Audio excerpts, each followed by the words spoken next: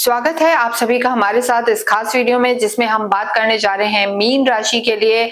और देखिए, मीन राशि के लिए ये वीक बेहद खास है और बेहद शुभ भी रहने वाला है, क्योंकि यहाँ पर आपके राशि स्वामी गुरु जो लंबे समय से अस्त चल रहे थे, उदित अवस्था में आ जाएंगे। और राशि स्वामी का, और वो भी गुरु का, जो नैसर्गिक सुख देने वाले प्लैनेट हैं, उनका उदय अवस्था में आना, उदित शुरुआत ही यहाँ पर अच्छी होने वाली है। नई शुरुआत और शुभता के साथ ये वीक आपका निकलेगा। स्थितियां आपके लिए बेहतर रहेंगी, क्योंकि देखिए, गुरु जो है आपके पंचम में विराजमान है और उच्च के भी हैं। गुरु का उच्च का होना बेहद लाभकारी है। यहाँ पर अगर हम देखें तो सूर्य और बुध के साथ है। संतान के लिए, आपकी लव लाइफ के लिए, आपके इंटेलेक्ट के लिए, आपकी इनकम के लिए ये वीक आपको यहाँ पर खुशियां भी देगा और सफलता भी दिलाएगा। और आपके जीवन में जितने रुके हुए कार्य थे, उन सब में यहाँ पर स्पीड आने वाली है, बढ़ने वाली है। तो ये वीक यहाँ पर अच्छा रहने वाला है। उच्च के गुरु उदित अवस्था में आपके जीवन में एक्सपेंशन कार्यों का यहाँ पर लेकर आएंगे, क्योंकि देखिए, यहाँ पर सूर्य, बुध और गुरु की सप्तम दृष्टि आपके आय भाव, डिजायर हाउस पे है। तो ये वीक आपके लिए लाभकारी रहने वाला है। लेकिन इसके साथ हम चंद्रमा की स्थिति को भी देखते हैं। साप्ताहिक राशिफल में चंद्रमा भयंकर, जो हम कहेंगे बेहद इंपॉर्टेंट हो जाते हैं और एक भूमिका निभाते हैं मेजरली, क्योंकि उसमें चंद्रमा की स्थिति अगर आप देखेंगे तो चंद्रमा हमारे मन के कारक हैं, रिलेशन के कारक हैं। और चंद्रमा ही एक ऐसे ग्रह हैं जो हर 2.25 दिन में अपना स्थान परिवर्तन करते हैं।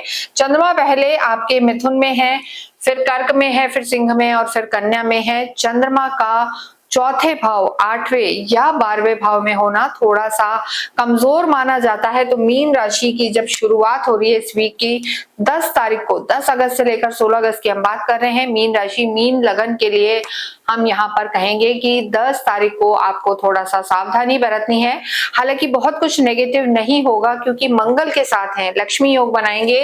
कार्य क्षेत्र की स्थिति यहाँ पर आपकी बेहतर रहने वाली है। और मंगल और चंद्रमा गुरु के घर को देखेंगे, गुरु उदित अवस्था में आ गए हैं, तो लाभकारी समय ही रहेगा। लेकिन थोड़ा सा यहाँ पर मानसिक तनाव या कोई ना कोई हेल्थ में इशू या थोड़े सडन चेंजेस यहाँ पर रह सकते हैं। इसलिए 10 अगस्त को आपको ध्यान रख के चलना है मीन राशि वालों को। उसके बाद अगर हम चंद्रमा की स्थिति देखें तो 11-12 तारीख आपके लिए बेस्ट रहने वाली है। 11-12 अगस्त को चंद्रमा आपके पंचम में रहेंगे, उच्च के गुरु के साथ त्रिकोण में चंद्रमा का होना। और उसके बाद फिर 15-16 तारीख को, यानी 11-12 और 15-16 जो तारीख है, ये मीन राशि के लिए शुभ रहने वाली है। बड़े फायदे यहाँ पर हो सकते हैं और लाभ की स्थिति आपकी बनी रहेगी। सबसे पहले कार्य क्षेत्र की अगर हम बात करें तो देखिए, कार्य क्षेत्र के आपके जो लॉर्ड हैं, गुरु हैं, त्रिकोण में है, विष्णु लक्ष्मी योग बनता है। कार्य क्षेत्र के लॉर्ड का पंचम में होना, सूर्य के साथ होना और फिर उदित हो जाना,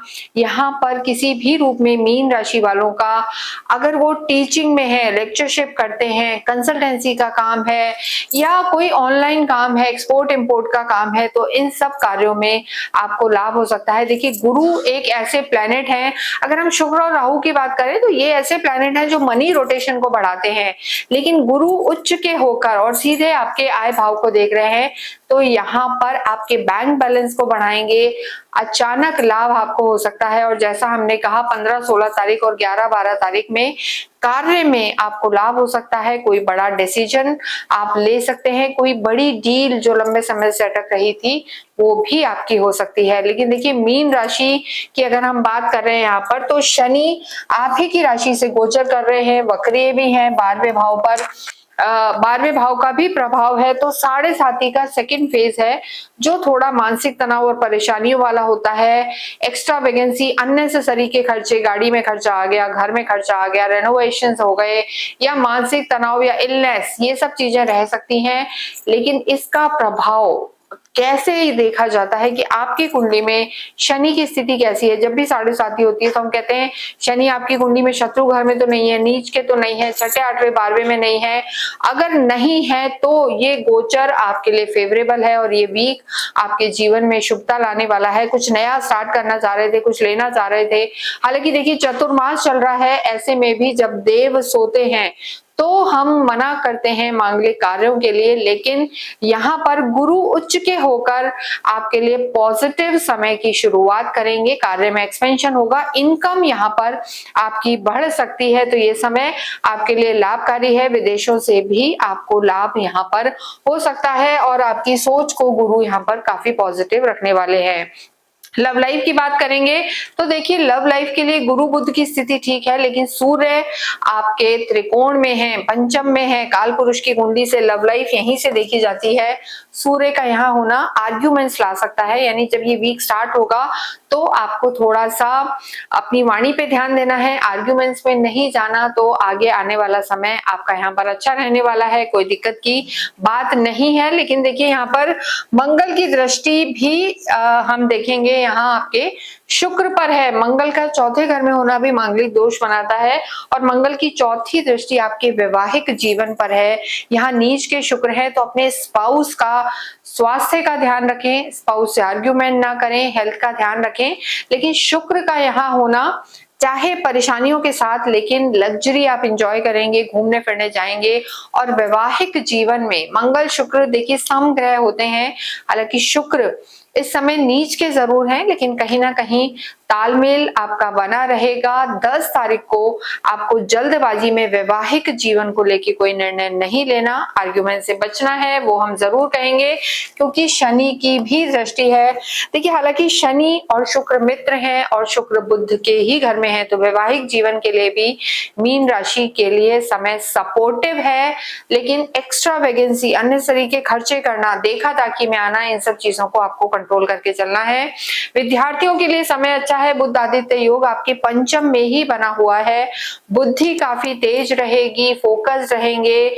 गुरु भी उच्च के होकर आपके पंचम में ही विराजमान है, ज्ञान बुद्धि विवेक सब कुछ यहाँ पर आपका बढ़ेगा, सफलता भी मिलेगी। हायर एजुकेशन में जाना चाहते हैं, गुरु की पंचम दृष्टि आपके नवम पर है, जो कहीं ना कहीं मास्टर्स करना चाहते हैं, हायर एजुकेशन में जाना चाहते हैं, स्पेशलाइज कुछ करना चाहते हैं, विदेशों में जाके पढ़ना चाहते हैं, उन्हें यहाँ पर सफलता अवश्य मिलेगी। स्वास्थ्य की दृष्टि से मीन राशि को थोड़ा सा सतर्क रहने की जरूरत है, सावधानी रखने की जरूरत है। राहु का 12th हाउस में होना, शनि का वक्रीय होना, मानसिक तनाव आपको रह सकता है, ये हम यहाँ पर जरूर कहेंगे। और केतु भी आपके छठे घर में है, यानी रेस्पिरेटरी ऑर्गन में दिक्कत आना, किसी एडिक्शन का अचानक बढ़ जाना, किसी पुरानी बीमारी का फ्लेयर अप हो जाना, बढ़ जाना, ये चीजें यहाँ पर थोड़ा सा आपको दिक्कत दे सकती है। तो कोई भी हेल्थ इशू हो उसे अवॉइड ना करें। और 7.5 का सेकेंड फेज भी है, तो किसी भी चीज को, बीमारी को लेके आप लाइटली ना लें, स्वास्थ्य का अपने ध्यान रखें, ये आपके लिए बेहद जरूरी है। और ब्लड प्रेशर का भी ध्यान रखें। इसके अतिरिक्त जो हमने डेट बताई है 10 और लगभग 11 तारीख के आधे दिन, वहां पर आपको अपने स्वास्थ्य का ज्यादा ध्यान रख के चलना है। आध्यात्मिक आप होते हैं, अध्यात्म आपका बढ़ेगा और आपके लॉर्ड गुरु जो ज्ञान मोक्ष देने वाले हैं, उनका उदय होना आपको धार्मिक यात्राएं कराएगा, चैरिटी कराएगा और साथ साथ घर में भी आपके मांगलिक कार्य होंगे। तो मीन राशि की अगर हम बात करें तो पूरा ही वीक आपका अच्छा है। स्टार्टिंग में आपको थोड़ा ध्यान रख के चलना है। और देखिए जो आपके भाग्येश है या धन भाव के स्वामी है मंगल, वो आपके सुख भाव में है, लेकिन बुध के घर में है, तो मनोकामनाएं पूरी होंगी, गाड़ी वाहन चीजें ये सब आपको मिलती रहेंगी, लग्जरी बढ़ेगी। लेकिन थोड़ा सा स्लो डाउन आप शनि और मंगल के कारण महसूस कर सकते हैं, इसलिए कर्म प्रधान रहें। भाग्य साथ जरूर देगा, लेकिन जो कहते हैं ना कि फूल के साथ कांटे आते हैं, तो वो स्थिति आप इस वीक में महसूस कर सकते हैं।